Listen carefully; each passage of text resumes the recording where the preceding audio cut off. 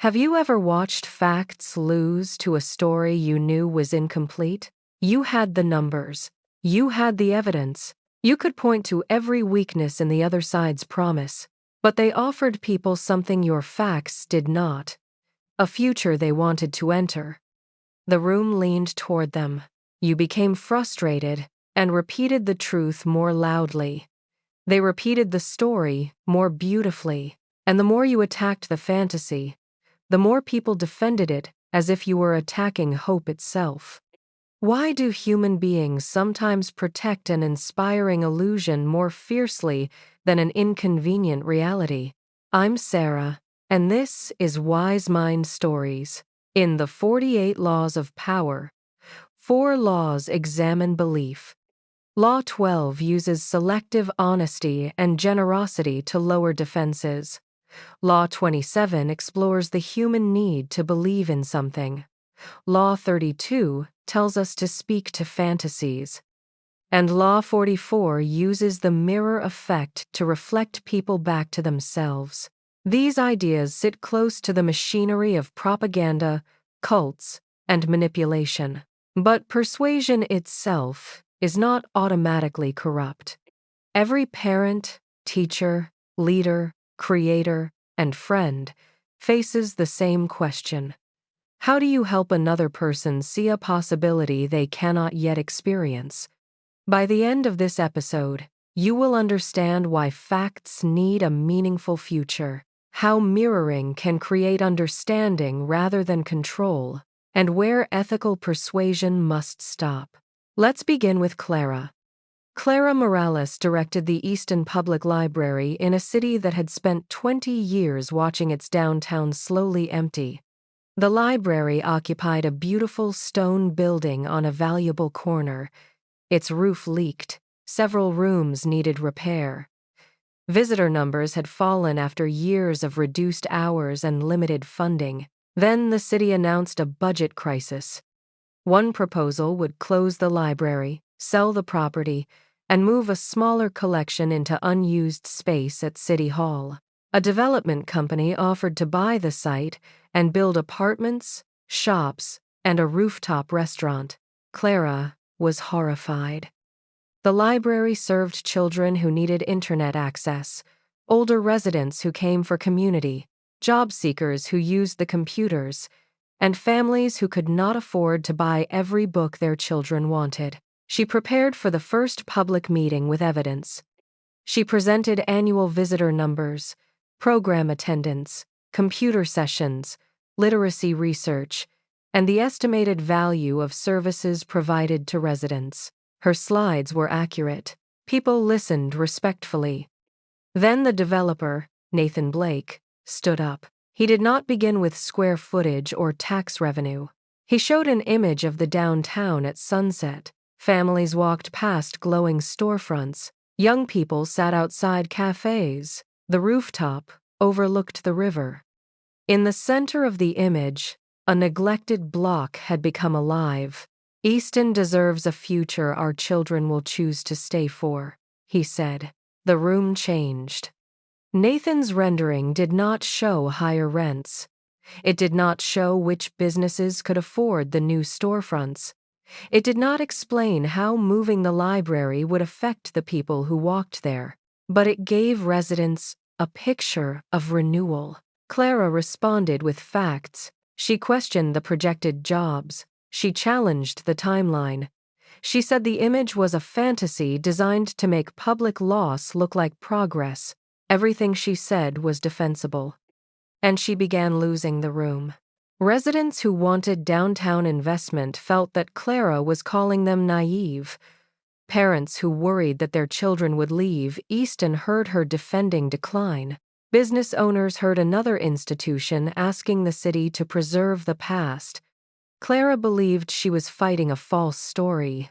The audience experienced her as fighting the future. After the meeting, Rosa Alvarez, a retired librarian, found Clara stacking papers at the back of the room.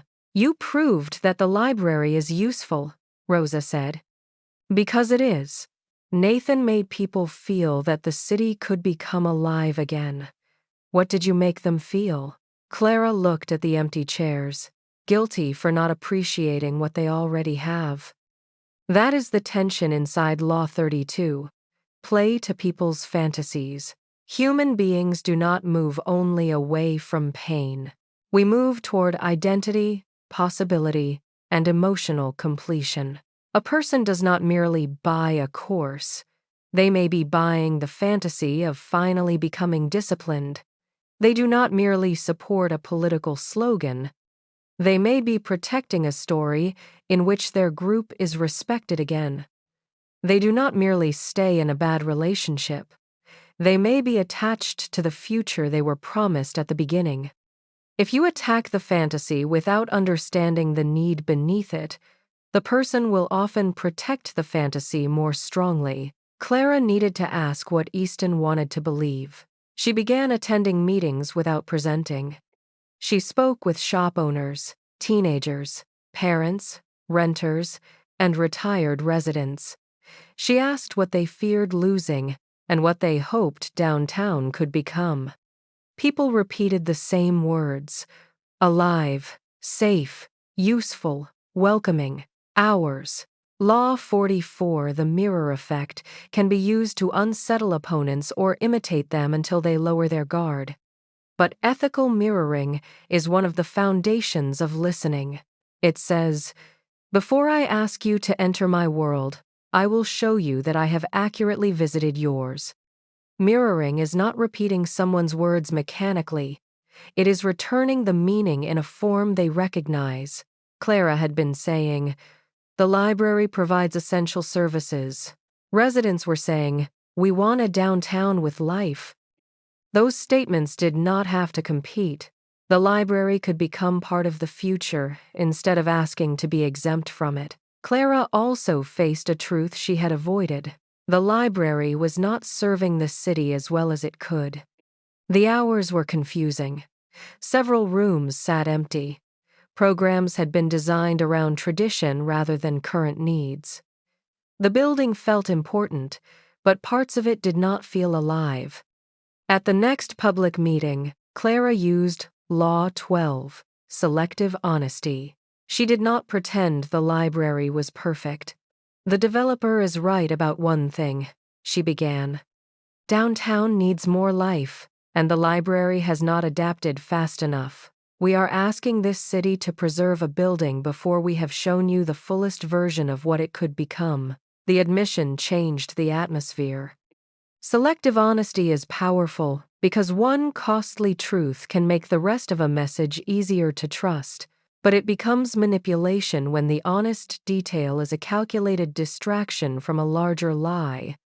Clara's admission was not theater. It created an obligation to change. Then came generosity.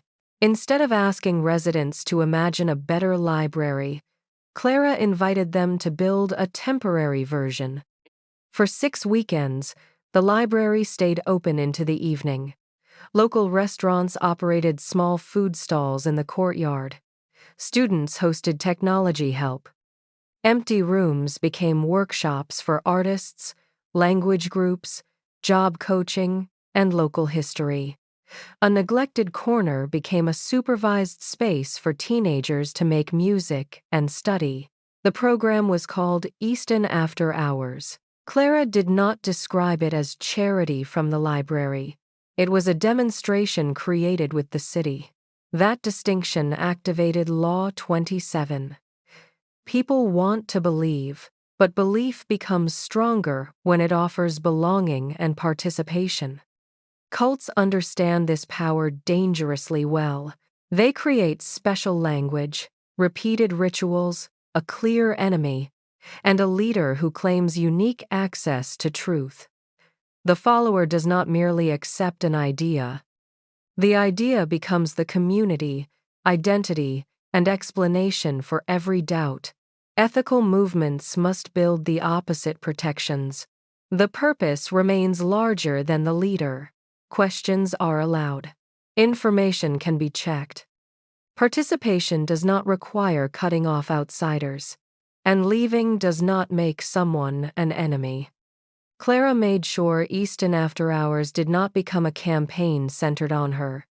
Different groups led each week. Budgets and attendance were public. Critics were invited to identify problems. The experience created a new story. The library was no longer only a building containing books. It was a shared room where the city could practice becoming the place residents wanted. Nathan's development proposal still attracted support. The apartments and businesses promised real benefits. Clara stopped treating every supporter as an opponent. She approached the city and developer with an alternative: preserve and renovate the original library, while allowing mixed-use development on the adjacent municipal lot. The developer would contribute to public space improvements in exchange for revised access and zoning. The plan required compromise. The development became smaller. The library accepted a shared operating model for the courtyard and evening security.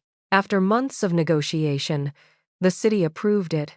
Clara did not defeat a fantasy with facts. She connected the facts to a more inclusive future. This is the ethical architecture of persuasion. Facts answer, "Is it true?" Stories answer, "What does it mean?" Participation answers, "Where do I belong inside it?" All three matter. Truth without meaning struggles to move. Meaning without truth eventually becomes betrayal. This matters even more in environments designed to reward emotional certainty. Online, the most careful explanation competes with the strongest identity signal. A person saying, "The evidence is mixed, the trade-offs are real, and the answer depends on context," may lose attention to someone promising one hidden cause, one enemy, and one transformation. Certainty feels like relief when life feels confusing. Belonging feels like evidence when we feel alone. And repetition can begin to feel like truth when everyone around us repeats the same sentence. That is why Law 27 is not only a strategy for leaders, it is a defense for followers. When a person, brand, or movement offers you a powerful belief, watch what happens to your ability to question it. Does the leader become the proof of every claim? Are critics dismissed as corrupt, jealous, or spiritually inferior before their evidence is heard?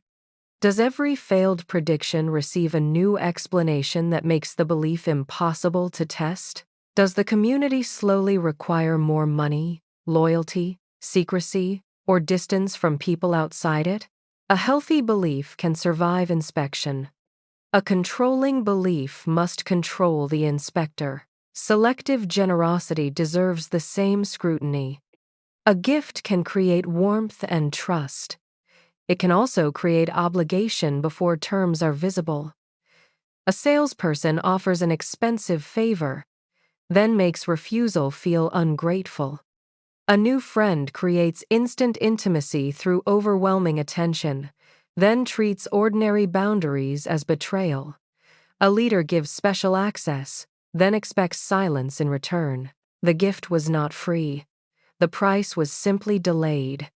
Ethical generosity leaves the recipient freer. Manipulative generosity creates a debt only the giver is allowed to calculate. Clara's public program passed this test because residents did not owe her agreement in exchange for participating.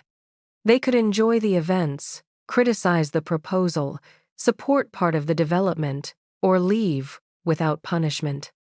The experience gave them more information and more voice. The mirror effect has a similar line. When a skilled listener reflects your exact language, you feel recognized. That recognition can build a real bridge, but it can also become a shortcut around judgment. Before trusting the person who seems to understand you perfectly, look for what happens when your desires conflict with theirs. Do they remain curious? Do they respect your no? Can they describe your position fairly even when they disagree? Mirroring proves attention. Only behavior over time proves care. The ethical persuader is willing to lose the decision rather than erase the other person's freedom. They clarify, invite, and demonstrate. They do not make fear, shame, or belonging depend on obedience. That may reduce short-term control. It creates something more durable, consent that can remain intact after the emotional moment passes. If your message works only while the room is excited, afraid, or surrounded by believers, you have not built conviction. You have borrowed emotion. Borrowed emotion always sends the bill later. How can you persuade without manipulating? Use a 4-part tool called Echo. E. Enter their world. Listen for the words, hopes, and fears people repeat. Reflect the meaning back and let them correct you. Do not use their language merely to disguise your agenda. Allow what you learn to change the proposal. C. Confess one consequential truth. Name the weakness, cost, or uncertainty that a reasonable person would need to know. The admission should create real accountability, not perform humility. Trust grows when honesty survives contact with self-interest. Hold a shared hope. Connect your idea to a future the other person genuinely values. Do not promise emotional completion no plan can deliver. A healthy vision opens possibility. A manipulative fantasy makes doubt feel like betrayal. O. Offer visible participation. Give people a way to test, shape, or experience the idea. A pilot, demonstration, small commitment, or shared decision can turn persuasion into evidence. The strongest belief is not always the one repeated most loudly. It is the one reality keeps confirming. Now ask yourself, which truth are you presenting without a future anyone wants to enter? What fantasy are you attacking without understanding the need it protects? Does your message allow people to question you without losing belonging? And if someone reflected your own desires back perfectly, how would you know whether they understood you or were learning how to control you? Persuasion is not the art of making people believe whatever you want. At its best, it is the art of helping truth become meaningful enough to act upon. In the final episode, we will ask what happens after power begins working. How do successful people know when to stop? Why can too much change destroy the support required for change? And how do you remain adaptable without losing the values that make adaptation worthwhile? Episode 12 is called Stay Formless.